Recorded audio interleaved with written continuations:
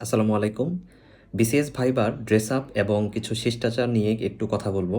প্রথমত আমি আসলে সবচাইতে কনফিউশনের একটা টপিক নিয়ে শুরু করি।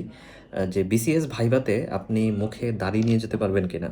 এখন আমার যে দাড়ি আছে, আমি খুবই কনফিউজড ছিলাম যে আদৌ আমি এটা নিয়ে যাবো নাকি হচ্ছে ক্লিন শেভ করে যাবো।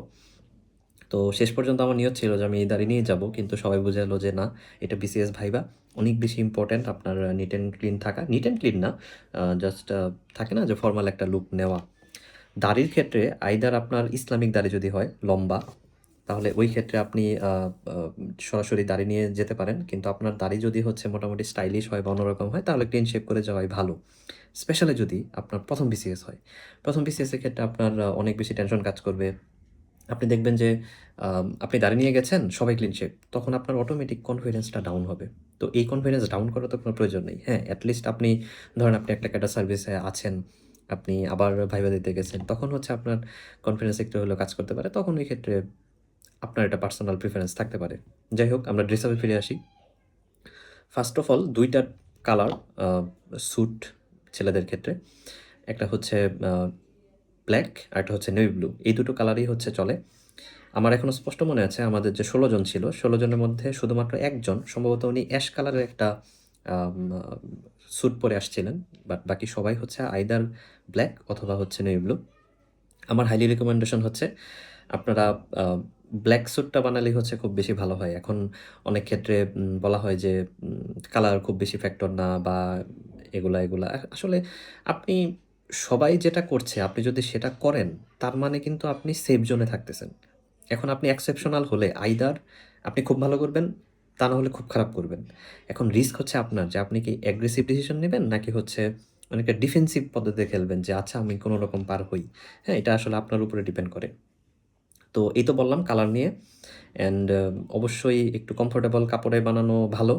এখন আসলে বাজেটের একটা ব্যাপার থাকে। সত্যি কথা বলতে যদি আপনি কোয়ালিটিফুল প্রোডাক্ট সবগুলো চান, তাহলে হচ্ছে অনেক টাকার আসলে এখানে প্রয়োজন। প্রায় ১৮-২০ হাজার টাকা তো সব মিলিয়ে চলেই যায়। এখন স্যুট নিয়ে বললাম, আপনারা স্যুট নিজের জন্য বানালে সবচাইতে ভালো। অনেক ক্ষেত্রে কিনলে পরে সেটা খুব বেশি ফিটিংস হয় না। তবে ঢাকার কিছু দোকানে আছে যে আপনারা যদি ওখানে দেখেন অল্প দামেই খুব ফিটিং স্যুট আপনারা কিনতে পারেন। তবে আমার মনে হয় যে আপনি একটা ক্যাডার সার্ভিসে আসবেন, সারা জীবনের সঞ্চয়। আপনি যে প্রোডাক্টটা বানাবেন, হতে পারে সেটা ধার করে বানাচ্ছেন, কিন্তু এটা আপনার আজীবনই কিন্তু কাজে দেবে, হ্যাঁ? ইকোনমিক পয়েন্ট অফ ভিউটা বলে দিলাম। তো স্যুটের নিচে যেটা হচ্ছে শার্ট, আমি একটু কনফিউশনে পড়েছিলাম। সেটা হচ্ছে আমি শার্ট নিয়ে খুব বেশি কনসার্ন ছিলাম না যে শার্ট মোটামুটি পরবো, এখানে আসলে এত কি? কিন্তু আসলে এইসব খুঁটিনাটি বিষয় অনেক ক্ষেত্রে দেখা হয়। আমি আসলে একটা স্ট্রাইপ শার্ট কিনেছিলাম। সাদার মধ্যে হচ্ছে একটু স্ট্রাইপ ছিল লম্বা।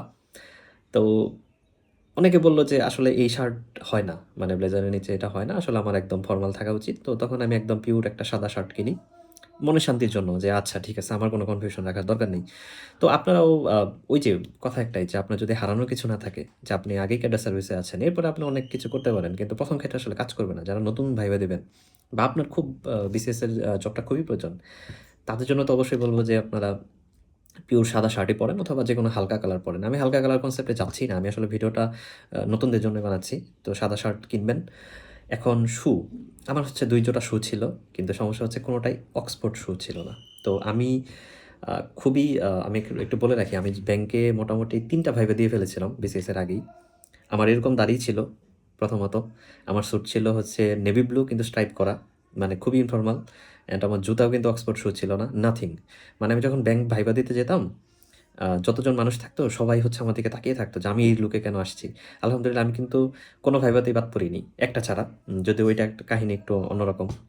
প্রিলির আগের দিন ভাইভা ছিল, বাসাল ভিত্তিক সিনিয়র অফিসার। আমি আসলে পড়াশোনা ছাড়াই গিয়েছিলাম। হয়তো দেখেই বুঝেছে যে এ তো প্রিপারেশন নিয়েই আসেনি। ফেলও দিতে পারে আরকি, হ্যাঁ? যাই হোক, যেহেতু আ ড্রেস আপ বা এগুলো আসলে খুব বেশি ফ্যাক্টর না ব্যাংকের। কিন্তু আসলে বিসিএস এ আপনার সেফ থাকাই জরুরি। তো জুতার সম্পর্কে বললাম, অক্সফোর্ড শু কিনবেন ফিতাওয়ালা। যেকোনো দোকানে গিয়ে বলবেন যে অক্সফোর্ড শু। আমার মনে হয় অ্যাপেক্সের অক্সফোর্ড শু গুলো খুব ভালো, রিজনেবল প্রাইস। যে যার বাজেট অনুযায়ী কিনবেন। তবে অবশ্যই একটু বলে রাখি, ইকোনমিক পয়েন্ট অফ ভিউ সবার চিন্তা করতে হবে। অধিকাংশ আমরা public university student, economic factor তো থাকেই।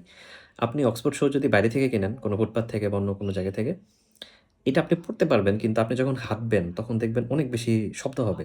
যেমন ভাইবা রুমে কিন্তু অনেকটা যে টাইলস থাকে বা যে ফ্লোরটা থাকে এখানে কিন্তু পা দিলে অনেক শব্দ হয়।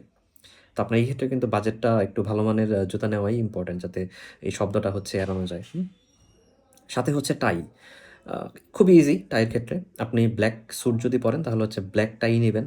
ব্লাক টাই অনেক জায়গায় পাওয়া যায়। একটু খুব বেশি গ্লসি নিবেন না। মোটামুটি আপনার ব্লেজারের সাথে মানানসই একটু ম্যাট কালারের নিবেন। আর যদি নেভি ব্লু হয় তাহলে তো সবাই হচ্ছে মেরুন কালারের টাই পরে। আমি তো নেভি ব্লু কনসেপ্টে যাচ্ছি না। আমি হচ্ছে ব্লাক স্যুটেই থাকতে রিকমেন্ড করব নতুন যারা। আর সাথে হচ্ছে টাইয়ের ক্লিপ। এইটা হচ্ছে আমার আরেকটা কনফিউশন ছিল। এটা আমার নিজেরও আসলে জানতে হবে। বিবাহিতদের ক্ষেত্রে টাই ক্লিপ হচ্ছে এক জায়গায়, আর অবিবাহিত ক্ষেত্রে টাই ক্লিপ অন্য জায়গায়। এরকম একটা কনসেপ্ট শুনেছিলাম। যাই হোক, এটা নিয়ে আমি এত আসলে গবেষণা করিনি। বাট টাইয়ের যে ক্লিপ লাগবে এটা কিন্তু সিউর। অ্যান্ড আমার খুবই মজার অভিজ্ঞতা। ভাইবার আগের দিন আমি টাইয়ের ক্লিপ পাচ্ছিলাম না।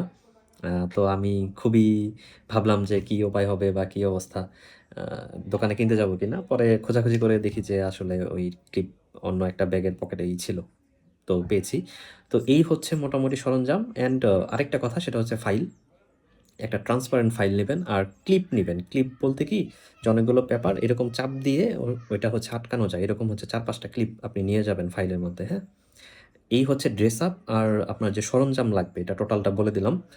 আর ডকুমেন্ট বিষয়ে তো ভিডিও আমার এখানে আপলোড করাই আছে। আর ড্রেস আপের যে আ কিছু ও আচ্ছা, আমি ঘড়ির কথাটা বলতে ভুলে গেছি। আমি ভাইভাতে হচ্ছে এই ঘড়িটাই পড়েছিলাম। সত্যি কথা। অনেকে বলে যে ব্ল্যাক যে লেদার এটার ঘড়ি পড়তে হবে। আমি আসলে খুব বেশি যে ফলো করেছি ব্যাপারটা তা না। তবে লেদারের ঘড়ি হলে অবশ্যই ভালো। তবে ঘড়িটা একটু ইমার্জেন্সি আমার কাছে মনে হয়। কারণ এটা হচ্ছে আপনাকে অনেকটা ফর্মাল লুক দিবে আরকি। তো এই ছিল মোট ড্রেস আপ। আমার মনে হয় কোনো টপিক আমি মিস করিনি। যদি কোনো টপিক মিস হয় অবশ্যই কমেন্টে জানাবেন। আর ড্রেস আপ নিয়ে হচ্ছে খুব সুন্দর, সুন্দর কিছু ছবি আছে যে আপনি কেমন, কেমন ম্যাচিং করতে পারেন। ব্লাকের জন্য কেমন ম্যাচিং, নেভি ব্লুর জন্য কেমন ম্যাচিং। এটা হচ্ছে কমেন্ট বক্সে থাকবে ইনশাআল্লাহ। আর যদি কোনো কনফিউশন থাকে তাহলে অবশ্যই কমেন্টে জানাবেন। আর আমি যে বিসিএস ভাইবার জন্য যে ড্রেস আপটা বললাম এটা শুধু বিসিএস না, এটা হচ্ছে যেকোনো চাকরি বা যেকোনো ফরমাল ইন্টারভিউতেই আপনারা অনেক বেশি নিজেকে সুইটেবল ভাবে উপস্থাপন করতে পারবেন। তো যদি কোনো কনফিউশন থাকে অবশ্যই কমেন্টে জানাবেন। সবাই ভালো থাকবেন পরবর্তী ভিডিও পর্যন্ত। আল্লাহ হাফেজ। আসসালামু আলাইকুম।